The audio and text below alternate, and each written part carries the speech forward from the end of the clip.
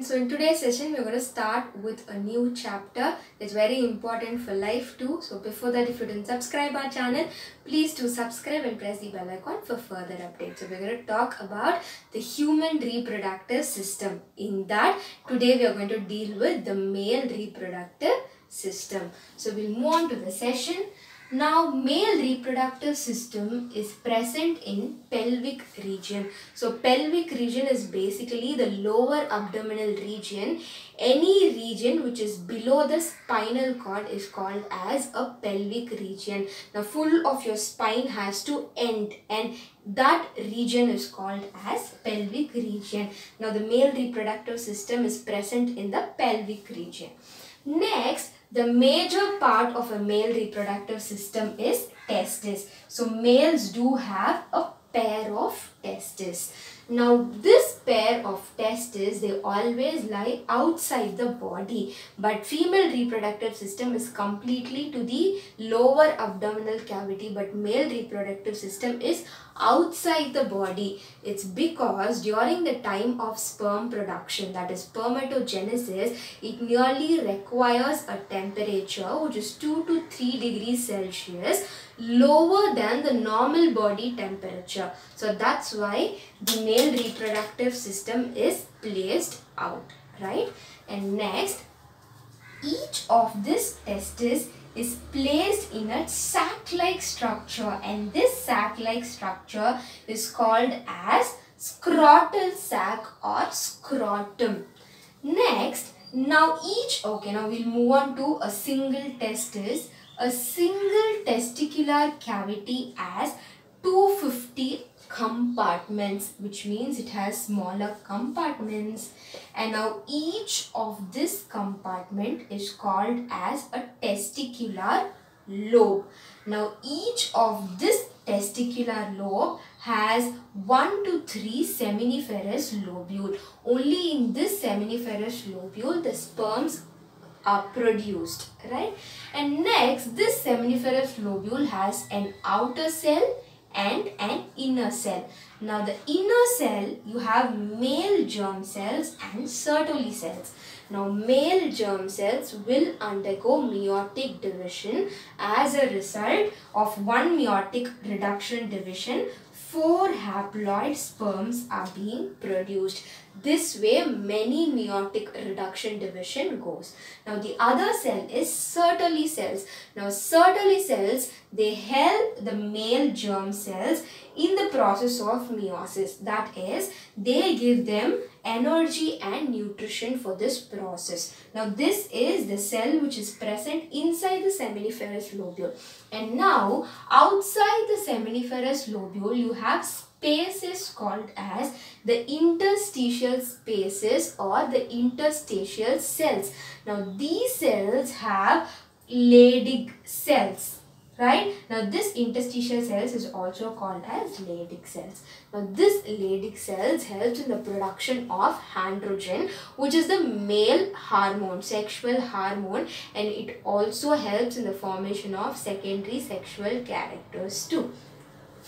Now next, the end of the penis is little broader while compared to the other parts, and that you call it as a glans penis.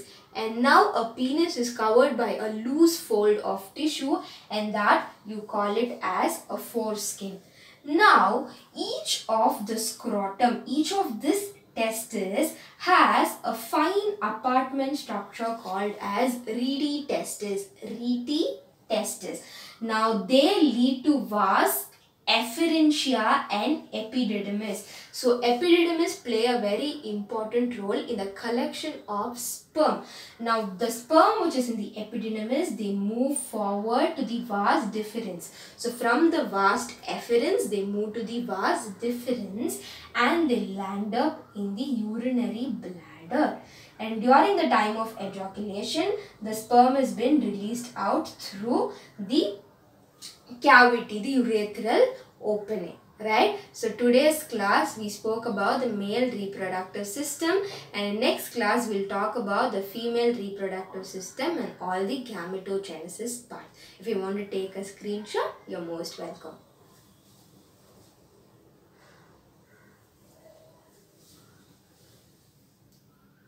Hello friends, so last class we spoke about the male reproductive system, and now in today's session we are going to deal about the process of spermatogenesis, that is how sperm is being produced. So before that, if you didn't subscribe our channel, please do subscribe and don't forget to press the bell icon for further updates. So we'll move on to the session.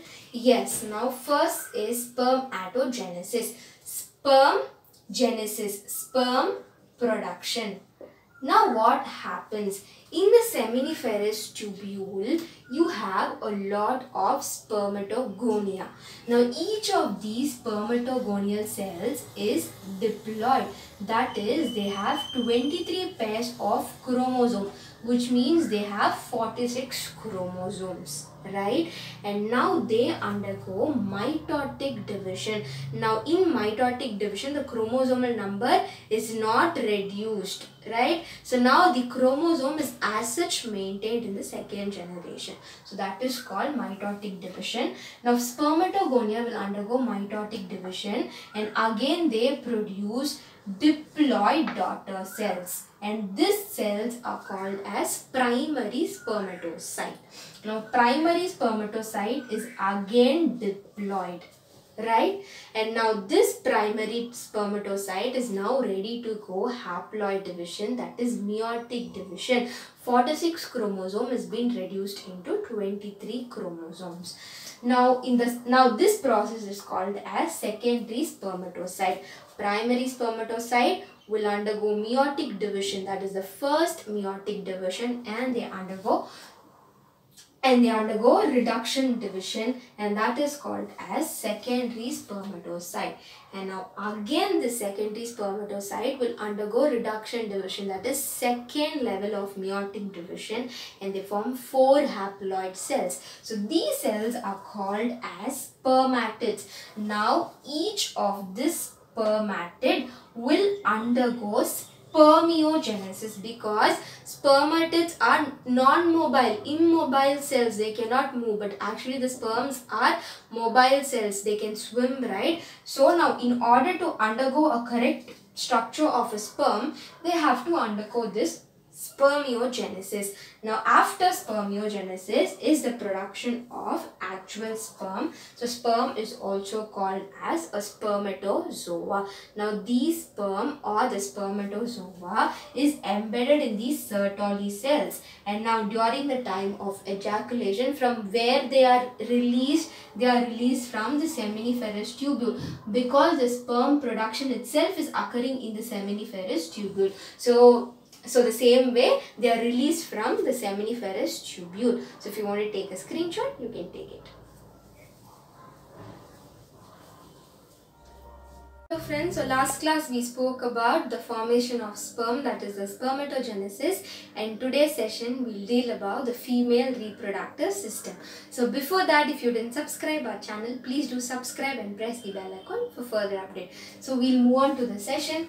Yes, the female reproductive system, like how the male reproductive system as a pair of testes, female reproductive system as a pair of ovary that produce ovum or the egg.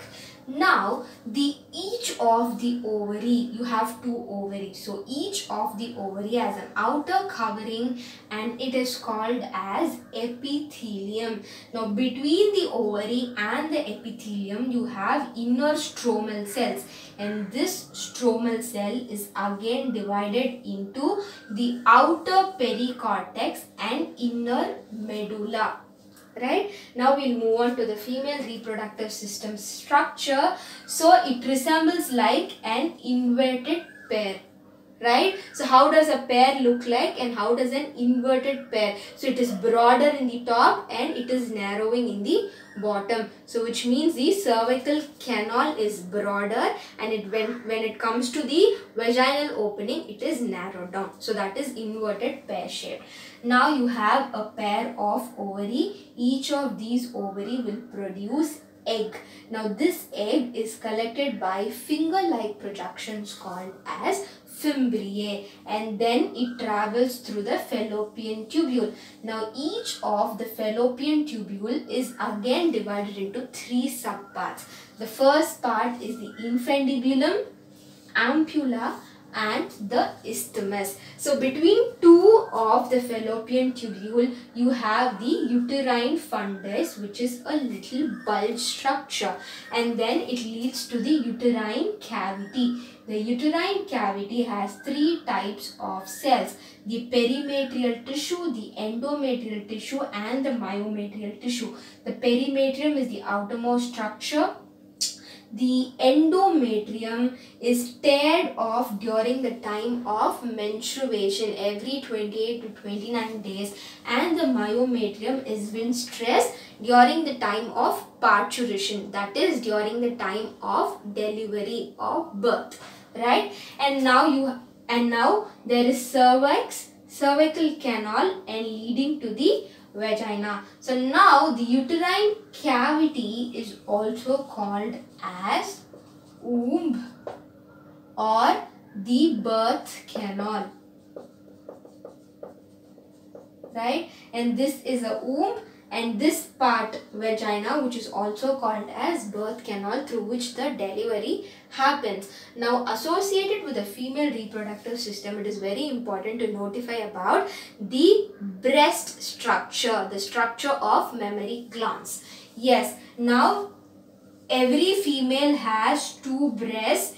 Both male and the female has breast, but female has a prominent breast for the purpose of lactation. After childbirth, the baby has to suck its milk out and feed, right? So for that purpose, females have a prominent mammary glands, prominent breast, which can be easily notified and seen, right? So there is a rib cage, and outside the rib cage you have this mammary muscles. Now first you have the mammary lobes.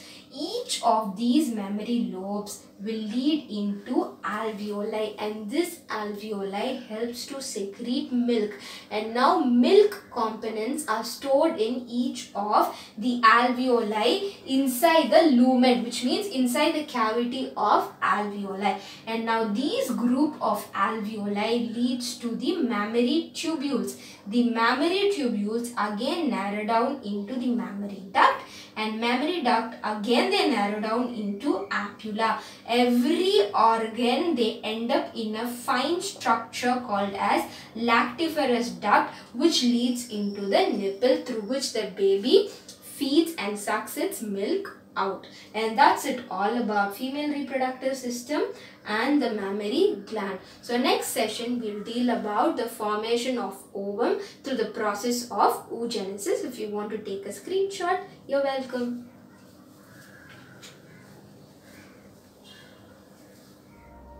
Hello friends, today we're going to talk about a very interesting session, that is oogenesis. This topic is really interesting. So last class we spoke about the male reproductive system, female reproductive system, spermatogenesis, and now it's oogenesis. If you didn't subscribe our channel, please do subscribe and press the bell icon for further updates. So we'll move on to this chapter. So oogenesis, which means the formation of egg or ovum. Now in case of spermatogenesis, in case of male reproductive system, the sperm formation happens only after the stage of puberty. But in case of female, when it is in the fetal stage, when a female is in her fetal stage, in her baby stage, the division starts happening, stops for a certain period of time, and then after the opening of puberty, again the stages continue. So that's the major difference between the male and the female genesis, the gametogenesis. So first, during the fetal stage, what happens? You have the fetal mother cells, and that is oogonia. Now this oogonia will undergo meiotic division, and in meiotic division, during the prophase 1, the cell is arrested. That is, the division will not happen, it just stops, it just becomes still. And now at this stage where it is arrested in the prophase 1, a layer of cell will start surrounding the oocyte, and that you call it as a primary follicle, right? And now this is all happens when it is in the fetal stage. Now right after the puberty, So right after the puberty, so most of the primary follicle they disintegrate, but each of the ovaries will have 60,000 to 80,000 primary follicle. Now this primary follicle will start developing another layer called as secondary follicle, and now this secondary follicle will start developing fluid filled cells called as tertiary follicle. Primary follicle, secondary follicle, tertiary follicle. At this stage, again the meiotic division after the prophase 1 from where it has stopped, now this will start continuing. And now as a division, as a result, two haploid cells are formed, but one is a useless cell which is a miniature which is called as polar body, a very tiny cell while compared to the other daughter cell. And now the other is the secondary oocyte which is the egg, and it is haploid in number. This polar body will provide nutrition for the further genesis. Now this secondary oocyte will start forming a new membrane around it called as the zona pellucidal membrane. Now what exactly happens? The oocyte, the primary follicle, secondary follicle, tertiary follicle, zona pellucida, they all together form a matured part, and that you call it as a Graafian follicle. All these follicles together to form a Graafian follicle. Now this Graafian follicle, they mature, they rupture out to liberate the egg, and now this egg is caught by the fimbriae. Right? So this is the process of oogenesis. So in next class we'll talk about the structure of sperm and ovum. So if you want to take a screenshot, you're welcome.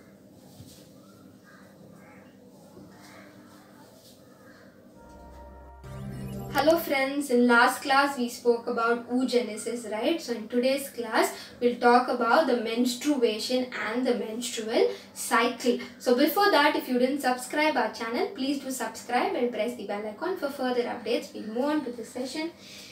Yes, now menstrual cycle. So now every female, once she attains puberty, the first menstrual cycle, and that is called as menarche. And now after 45, every woman has a pause or a stop in this menstrual cycle, and that is called as menopause. Pause, which means the stopping of the menstrual cycle. So between this menarche and the menopause is the fertile stage of a woman, and a pregnancy is more probably can happen. Now every cycle lasts for 28 to 29 days, but anything between 28 to 35 days has been considered as a normal menstrual cycle. Now menstrual cycle has 4 different phases: menstrual phase, follicular or proliferative phase, ovulatory phase, and luteal or secretory phase.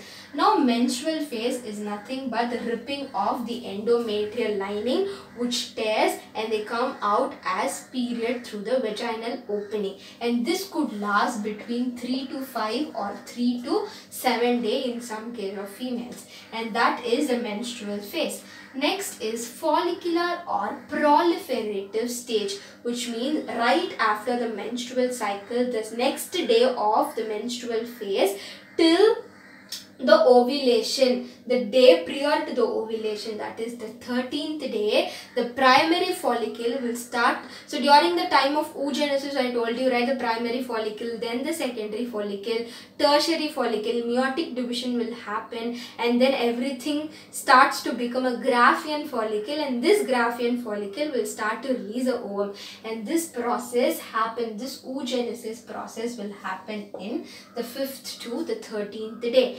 And then the 14th day, which is a very important day, and this day is said to be a very proper day for the fertilization or the intercourse to happen.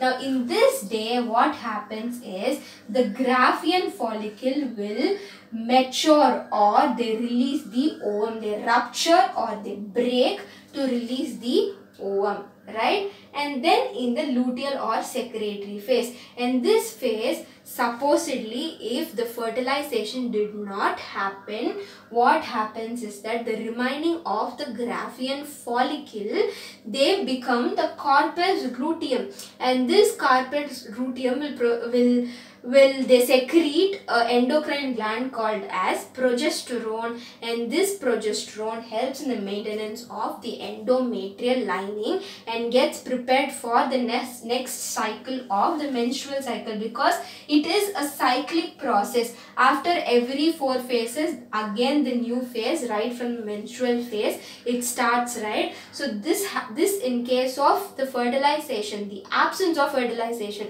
Now what happens if fertilization happens in this ovulatory phase? The corpus luteum will secrete progesterone, but instead of maintaining the endometrial lining, they provide a nutrition for the implantation, the nutritional fluid of the uterus, which helps in the implantation of the embryo, that is the zygote, which is diploid, which is the end product of the fusion between the sperm and the egg. So that's all about the female period, which is the menstrual cycle. And next class we'll talk about the structure of egg, ovum, and structure of egg, ovum and the sperm, and then we'll start about what is implantation, pregnancy and parturition. If you want to take a screenshot, you're welcome.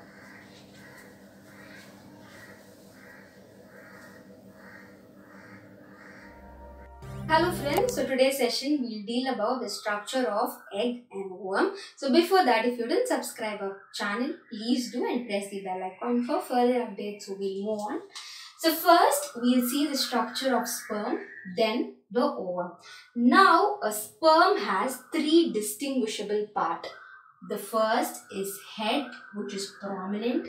Next is a middle piece, which is shorter than the head, and the third is the longest part called as tail or axoneme, right? And now we'll move on to head. Head has 2 parts. One is acrosome and the other is nucleus, which is haploid, that is it has only 23 chromosomes. The other 23 chromosome comes from the egg, right?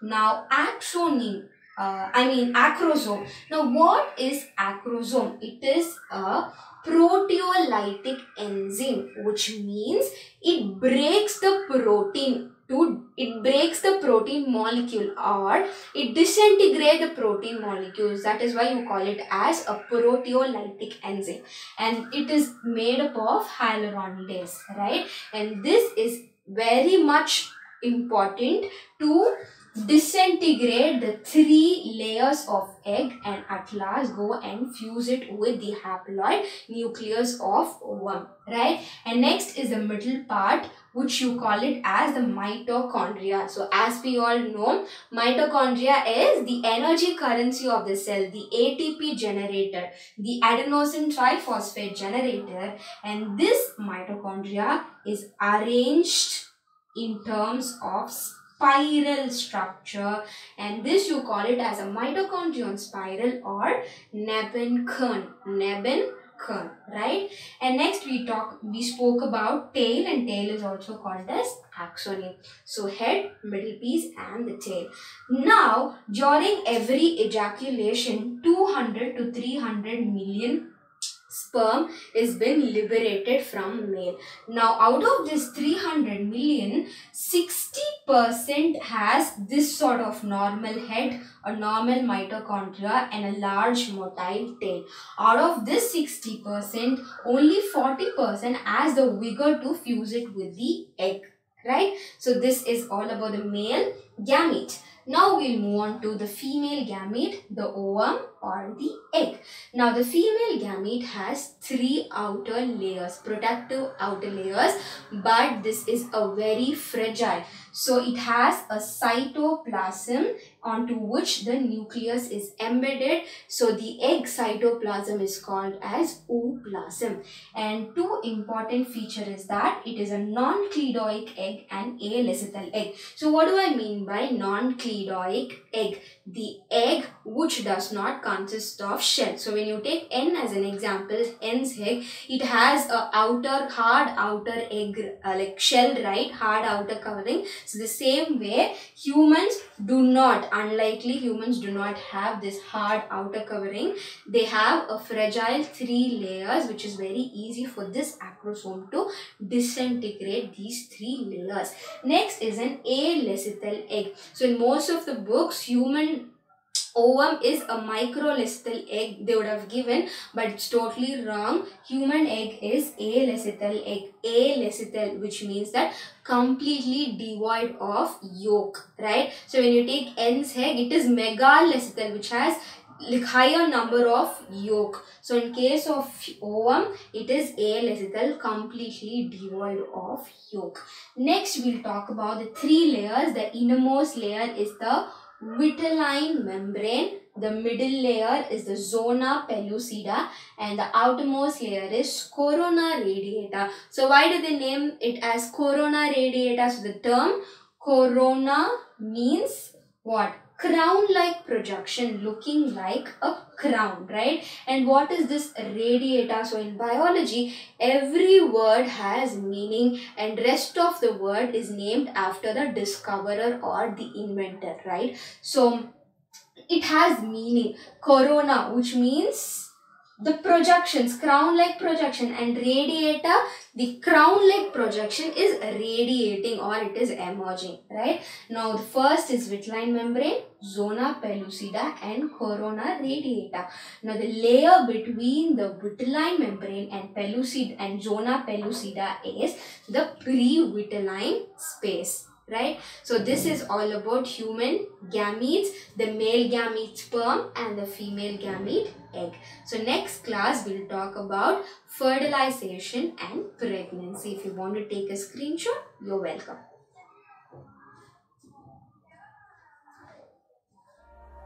Hello friends, so last class we spoke about the structure of sperm and egg, and today we'll deal about how exactly they fuse together and form an embryo. So before that, if you didn't subscribe our channel, please do subscribe and don't forget to press the bell icon for further updates. So we'll start with fertilization. Now what happens during fertilization?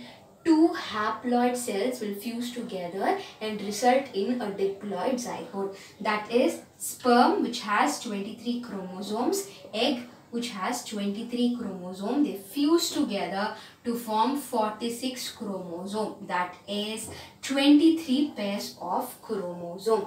And now right after this zygote stage, the cells will start to divide in a mitotic way. Now no more meiotic division. So mitotic division happens in the vegetative cells and as well as the growth of all this fetus. And now 2-cell stage. So now right after the zygote is a 2-cell stage, and now you call it as blastomere. Now this blastomere will undergo repeated division and then it forms into a 4-cell stage, right? 2-cell stage and again 2 is a 4-cell stage, and now this stage is called as the blastomere stage, and again this 4-cell will undergo mitotic division and form into a 16-cell stage. And now 16-cell stage, so any cell which has 16 or more than 16 is called as a morula. So which has 2 cells and a 4-cell structure is called as the blastomere stage, and 16-cell stage is called as the stage of morula. Now what happens? So I told you in the menstrual cycle, right, the corpus luteum, if the fertilization happens, what do? They provide high amount of nutrients for the embryo to implant. So the same way, now corpus luteum, the endocrine gland which will produce high amount of progesterone. Now this progesterone enable this embryo to implant into the uterus right after the fertilization. So 4 to 5 days after the fertilization. Supposedly, after the fertilization, if the implant does not occur on the uterus, rather if it occurs on the fallopian tube. So do you remember the fallopian tube? Yes, when the implant happens here, this is called as ectopic pregnancy. So it has to be dealt very soon. So right after the conception, that's where they go for scan whether the implant has properly impregnated on the uterus. So next, after this, after the 16 cell stage, you go for a 100 cell stage, and that is called as blastocyst. Now this division is a never ending process. So they keep on dividing, the cells will keep on multiplying, and then the fetus become bigger and bigger every month. Actually, it is every day, right? Because the cell division is non-stop.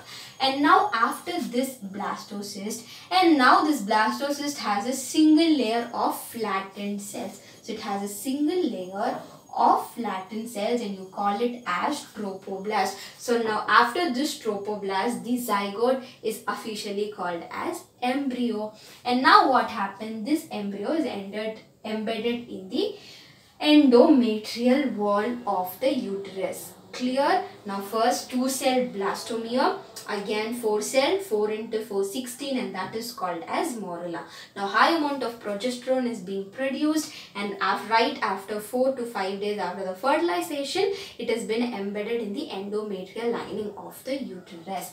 And now we'll deal with the blastocyst. Now this blastocyst has 2 layers. The outer layer is the epiblast and the inner layer is the hypoblast. The epiblast will form the epilayered cell. The outer cell, you call it as the ectoderm. Ectoderm meaning anything you physically observe, for example whole of your skin, that is your ectoderm.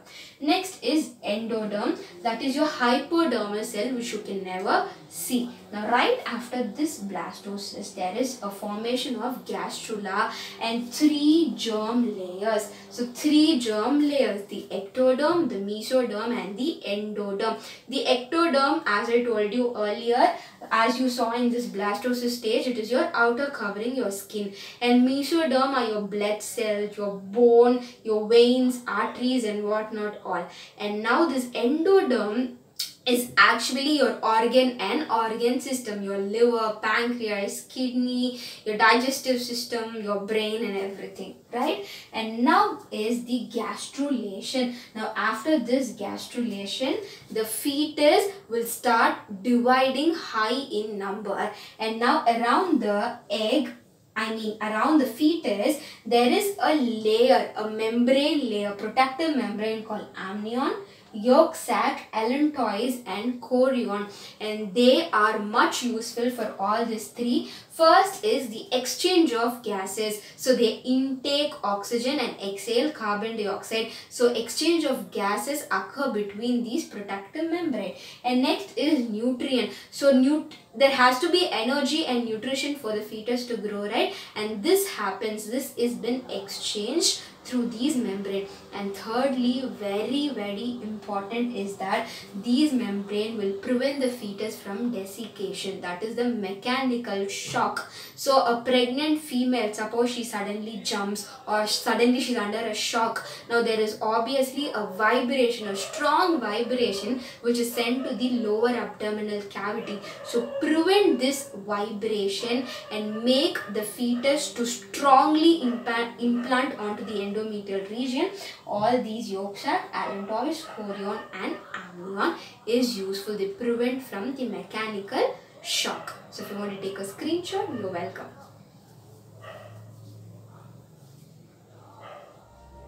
Hello friends, so almost we have neared to the end of the chapter, but the end of the chapter has given such a beautiful concept of pregnancy, parturition and lactation, and the favorite topic from this chapter is this, because I consider this pregnancy, parturition and lactation as the highest wonders of nature. So we'll move on to the session. So it'll be really interesting. So first we'll talk about pregnancy. An ideal woman has 40 weeks of pregnancy, that is 28 days, and this period is called as a gestational period. So never pronounce it as gestational because it is starting with G. It is gestational. Like imagine as if it starts with J, right? So this is called as gestational period. And now this 40 weeks you can divide it into 3 trimesters. So each of the trimester will have 3 months. So 3 plus 3 plus 3, almost 9 months of pregnancy, right? And now the first trimester, 1 to 3, 4 to 6 months, 7 to 9 months. Now first trimester, Oogenesis will happen, which means the formation of the internal organs as well as the external organs like your limbs, your fingers, inside your liver, digestive tract, heart, your respiratory tract, everything will start to genesis, which will start to form, and that is called Oogenesis, and this will happen in the first 3 months. Next 3 months, all the facial features. So scan during the second trimester is mandatory and it's very important because any small development in the facial features will be easily noticeable in the scan. So it is very important to take a scan to check, to cross check whether the facial features are perfect. So this period you can easily detect the congenital disorders, genetic disorders, alright. So all this, what is congenital disorder, what is a genetic disorder, so everything we'll deal it later. So for now you just know this word. And next in the third trimester, it is a fully developed baby and it is very much ready to see the outside world. And now what happens? The placenta, it acts as a temporary endocrine gland and it produces many hormones like HCG, human chorionic gonadotropin, HCS, human chorionic somatotropin, HPL, human placental lactogen hormone, estrogen hormone and progesterone hormone. So all these hormones will trigger the following changes in the mother as well as baby. Now next is the giving birth period, which is parturition. The mom starts to get her labor pain, and before that the uterus is almost 3 inches in size, in diameter, right? But at the end of the delivery or during the course of pregnancy, they start elongating. They have high elasticity power that they could elongate 20 folds of the original uterus size. So after that, what happens? After the implantation, right from the implantation, that is the 0th day till the 9th month before delivery, uterus will contract, and this is called as Braxton-Hicks contraction. Braxton-Hicks contraction. Now this is a very normal contraction every pregnant woman undergo throughout her pregnant period. But after this, during the time of delivery, what exactly happens is the real hell, that is the pregnancy pain. So that is, there is an increase of estrogen level, and now uterus, they contract severely. They give you a lot of painful contraction, and this contraction is called as the neurohormonal reflex, fetal ejection reflex or the Ferguson reflex, which will make the baby to descend from the uterus to the birth canal, the vagina. Now after which the parturition take place, which means the baby is totally descended out of the mother and the baby is born. Now after this, there is one more beautiful period, which is lactation period. Now the baby needs to have food, and now that is obtained through lactation, sucking of mother's nipples, right? And now what happens? This mammary gland is full of milk in the mammary alveoli, right? And now the expulsion of this milk is triggered by prolactin from the anterior pituitary gland. And now what exactly happens after the birth? The first few days of the mother's milk is called as colostrum, and it is pale yellow in color. The colostrum, drinking of colostrum by the baby is very important because colostrum do not have fat. They have high amount of vitamin A, minerals, all the other essential nutrients, and high amount of fiber and proteins. And now along with that, the first line of defense, that is immunoglobulin A antibody, is there in the colostrum, which is essential for the baby to possess immunity. So colostrum is very important, and feeding upon mother's milk is mandatory till 6 months. No to Cerelac and the other items, right? So in today's class we spoke about pregnancy, giving birth, parturition and lactation, and that's all. It's an end to the chapter, and next class we'll start with a new chapter. Thank you.